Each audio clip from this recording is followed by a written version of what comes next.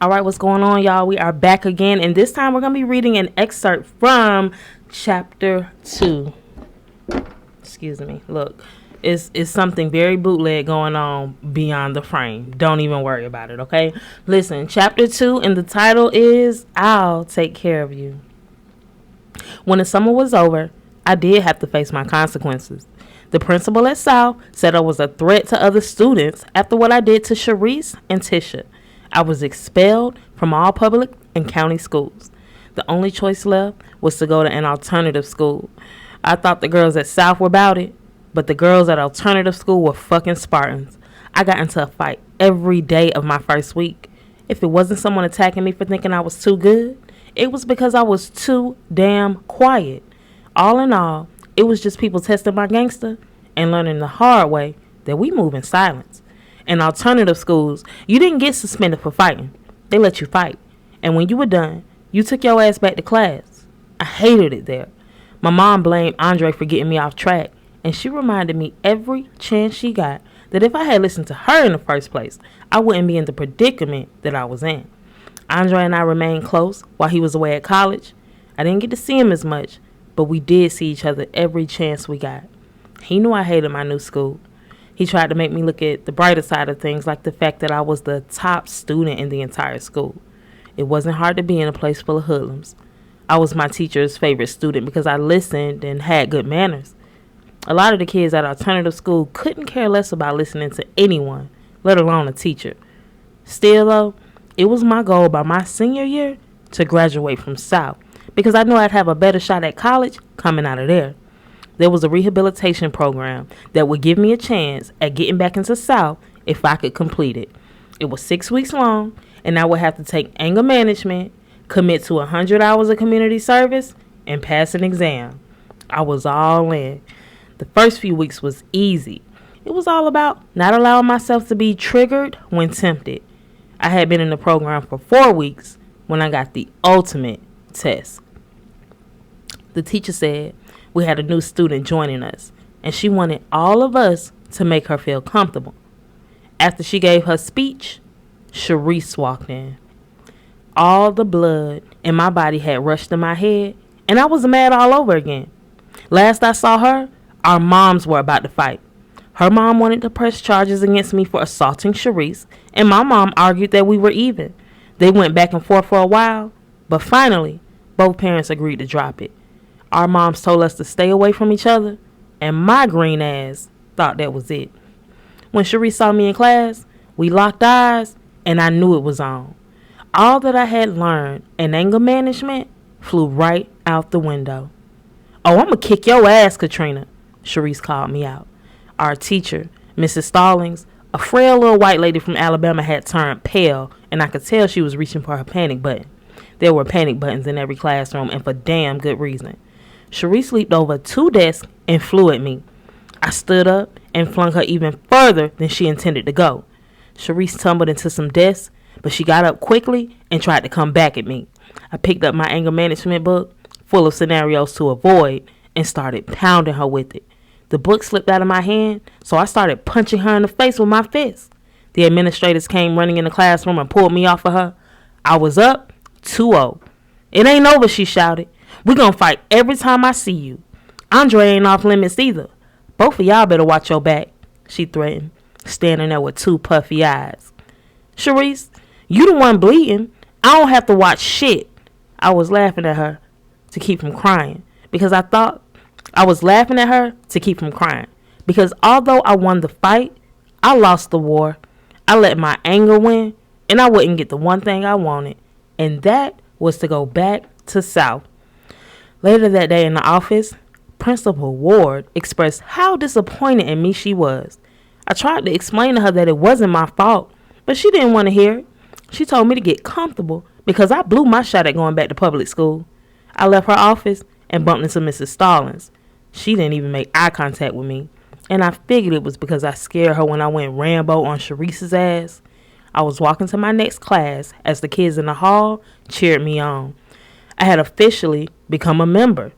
I was one of them. It wasn't any sense in me acting like I didn't belong because I did. I was sitting in an economics class when I was called to the office again. I was nervous because I knew it couldn't be good. This time when I walked in, I was greeted by Principal Ward, Mrs. Stallings, and my mom. My heart dropped because I knew my mom was going to flip on me for fighting again. I darted my eyes at Mrs. Stallings. I just knew she had thrown me under the bus. Principal Ward had already shown me where she stood, so I was waiting to be attacked. A tear rolled down my cheek, and my mom snatched me up and pulled me out of the office fast. Katrina, stop crying. You ain't did nothing wrong, so wipe your face. She grabbed the Kleenex off the assistant's desk without even asking. Now they already called me and told me the deal.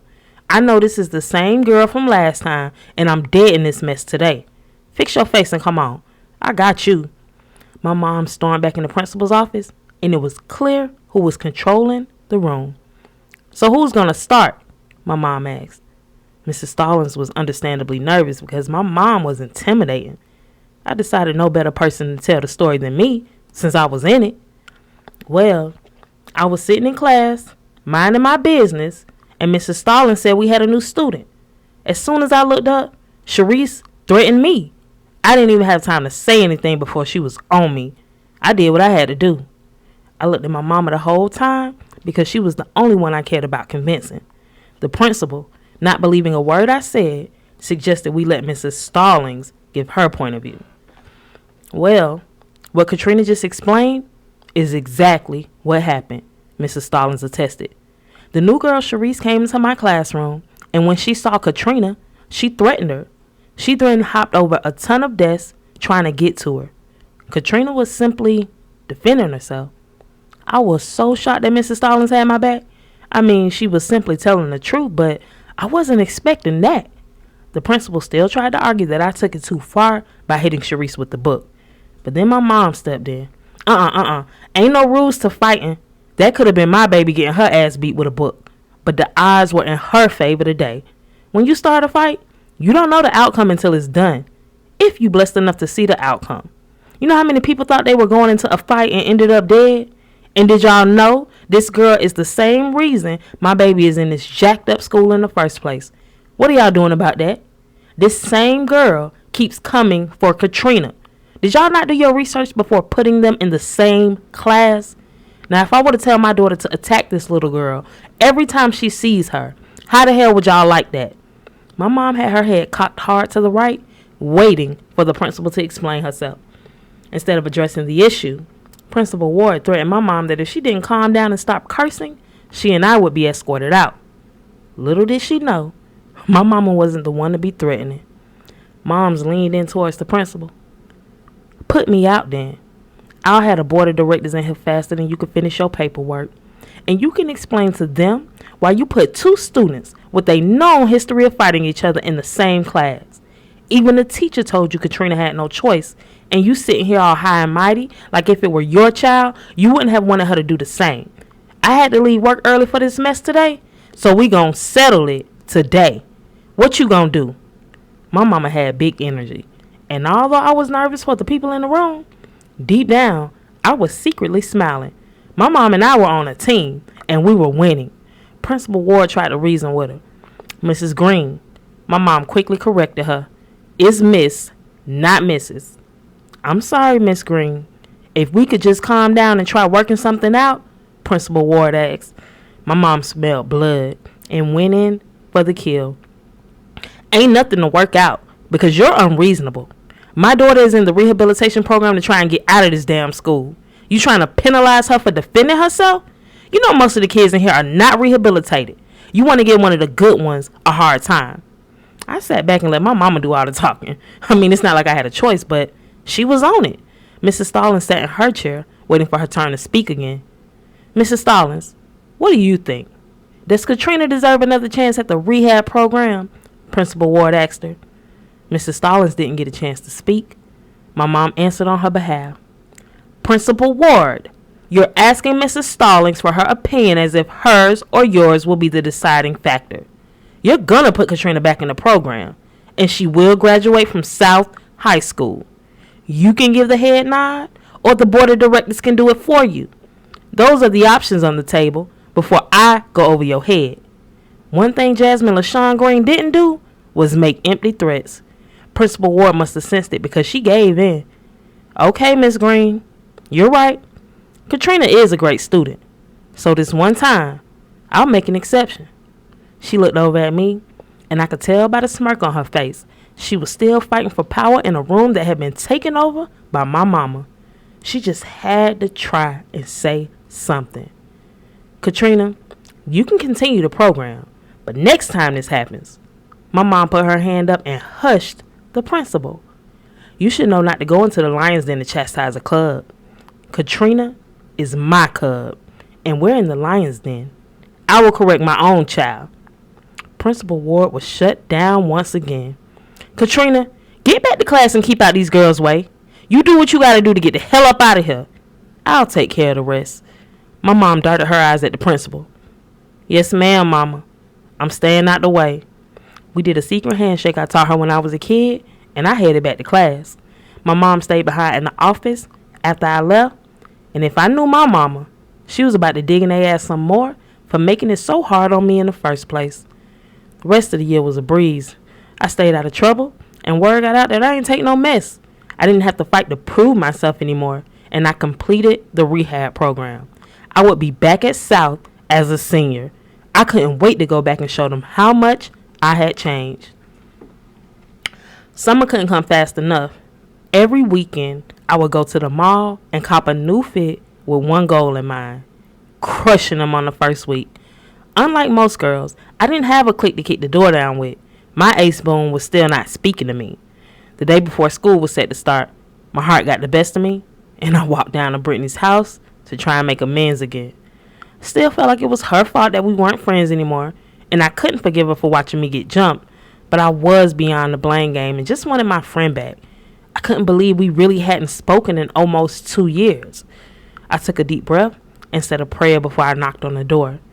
I did 3 soft taps, hoping the person on the other side would know I came in peace.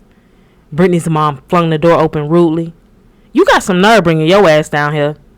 I was confused why she was talking to me like that. She had always been so nice before. I was just coming to check on Brittany. Is she here?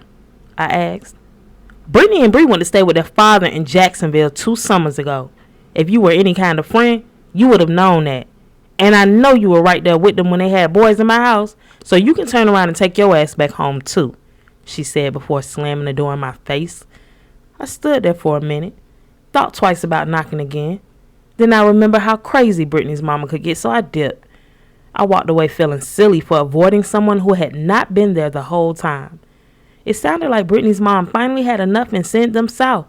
If I had to guess, it was Bree that had got them caught. If Brittany and I were still hanging out, she probably could have at least saved herself. By the time I became a senior in high school, Andre was a junior in college. I went from Pancake Katrina to Plenty Cake Katrina.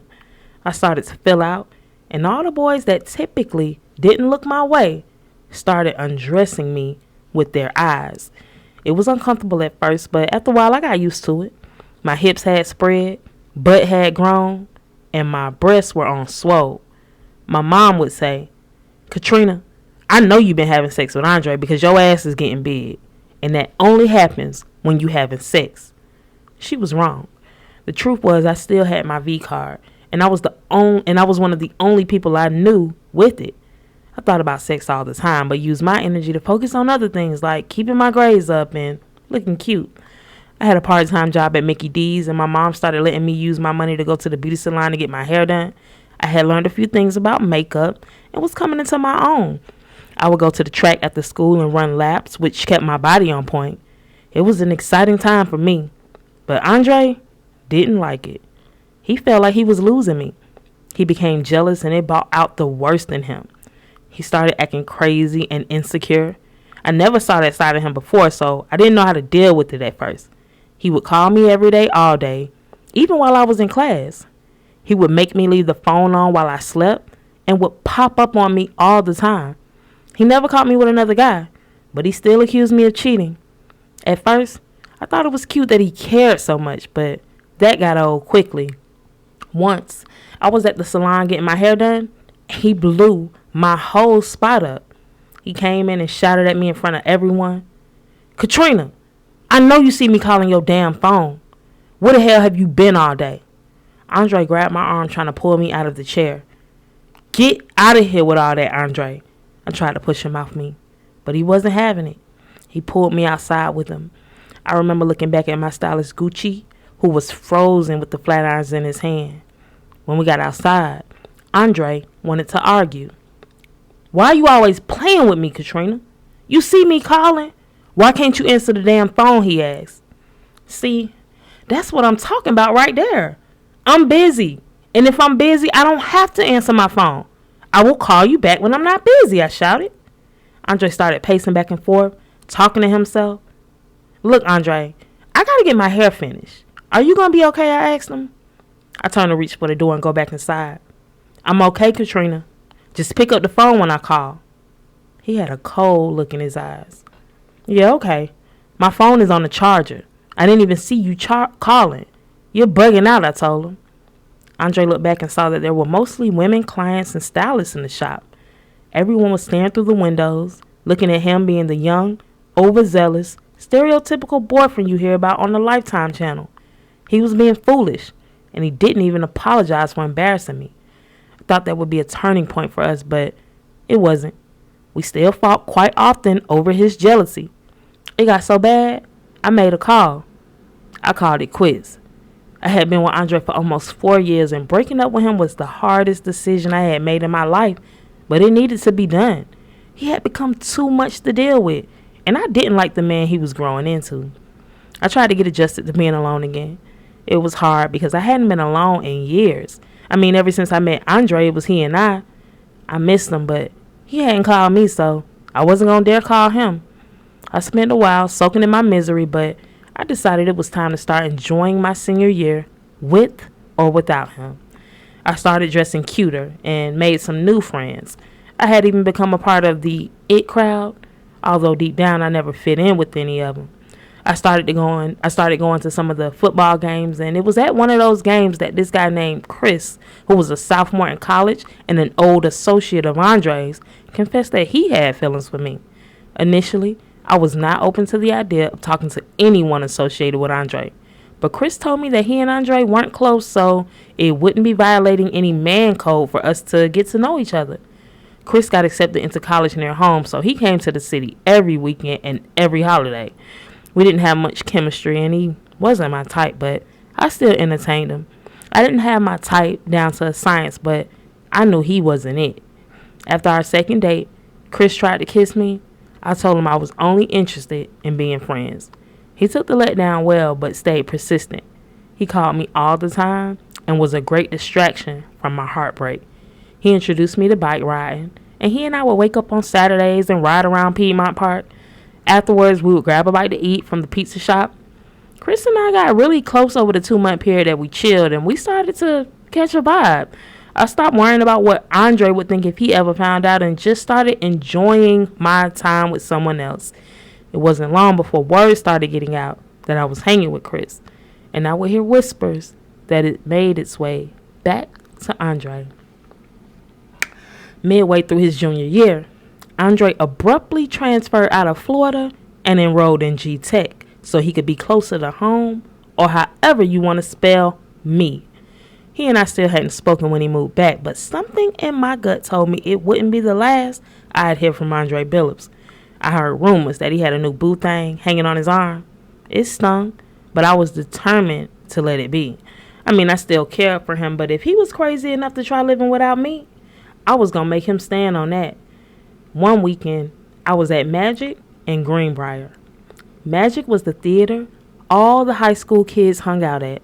I had a bad feeling about going there with Chris out of fear we'd see one of Andre's friends. It was the premiere weekend for Paid in Full, and it was all anyone could talk about. Chris convinced me if we did run into one of Andre's friends, there wouldn't be anything to worry about. Just my luck.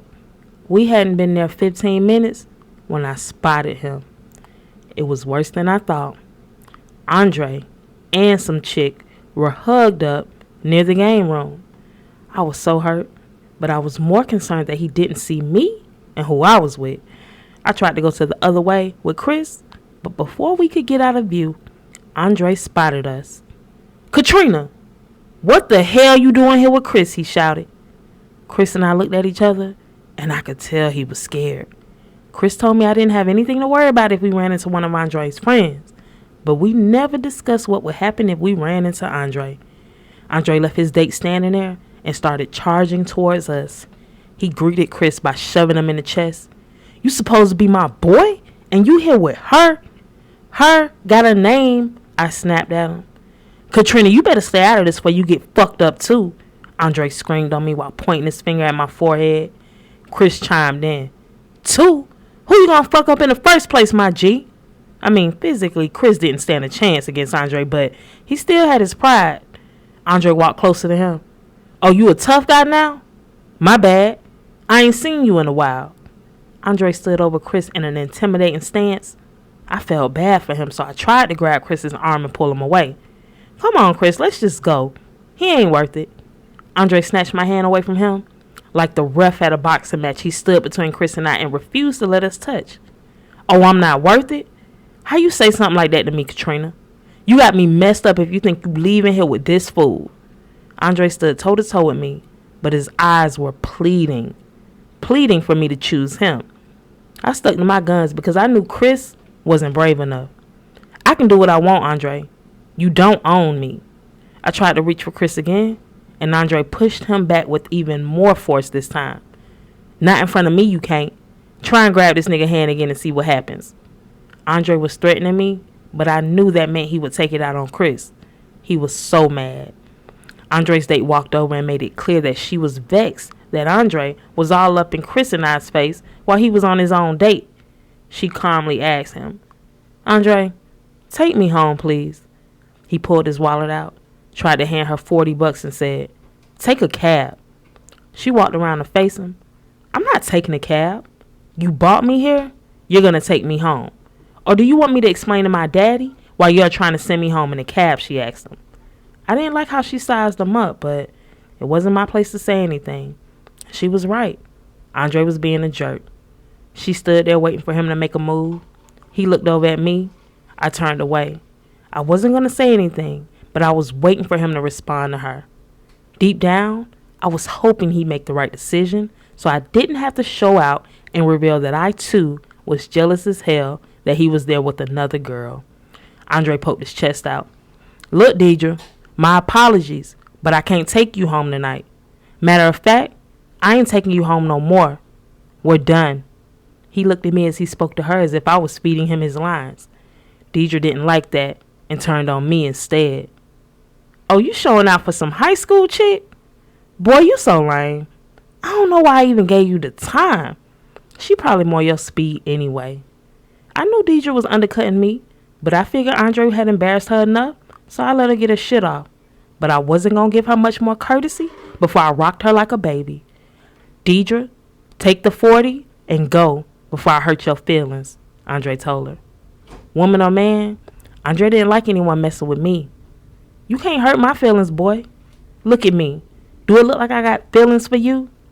I couldn't believe she was what Andre had resorted to dating. She was nothing like me, and although she was really pretty, she was stank. Not in the sense of smell, but the stank attitude. And usually, Andre hated girls like that. "Look, Deidre, take this 40 out my hand, or you gonna pick it up off the floor. It's up to you." Before Andre could count down, she slapped him so hard, the crowd reacted. I jerked, almost hitting her out of reflex. But instead, I let Andre get his karma stamp. He still held the $40 firmly in his hand, waiting on her to grab it. She smacked her teeth, grabbed the money, and finally left. A crowd started to gather around us. Andre grabbed my hand and led me outside. Chris reluctantly followed. When we got outside, Chris tried to flip it. "Come on, man, we boys. We can't fight over no female." I couldn't believe that was his approach. He was the one that convinced me I wasn't violating because he and Andre weren't that cool. Now he wanted to cop pleas about them being boys? Andre knew it was bull and called him out on it. He shoved Chris to the ground. "Don't play with me. You know Katrina ain't just some female. You, your mama, And everybody at that school knows she's off limits. So why the hell you out here with her? You ready to get your ass beat over my woman? I looked over at Andre. Your woman? Huh. Last I checked, your woman just left in a cab. I ain't nobody out here, woman. I tried to walk away from them both, and Andre ran up behind me. Katrina, I'm ready to stop playing. I'm telling you right here, right now, I want it to just be us. I don't care about that girl or Chris punk ass. I love you, and I know you love me. So let's both stop this bull. I'm sorry for accusing you of cheating, but you know how I get when we're apart. I'm sorry. Do you forgive me? It was hard to say no to Andre while looking in his eyes. They were amber, and I was slowly melting in the fire. I turned to look at Chris, who couldn't even make eye contact with me out of fear. He stood there with his head down. The truth was, I didn't want anybody else but Andre. Even though he had proven to be temperamental, I liked that he was willing to fight for me. I wanted someone who, no matter what, would never let me go. And Andre was him. I grabbed his hand so we could jet. We left Chris to be alone with his thoughts and forgot all about catching that movie. Alright, y'all, so that was an excerpt from chapter 2. I'm going to leave it right there. Let me know what you think. Remember, follow me on social media. You can follow my group at If These Eyes Could Talk. I have a Facebook group. Follow me on Instagram at KikiWrites_. You can also follow me on Instagram at Kamisha. Look up the book title and it will lead you to where you are trying to go. Alright, don't forget to leave me a review. If you have a Kindle account, you can read this for free. Okay, however you got to consume this content, make sure you check me out. Alright, and I will see you all next time.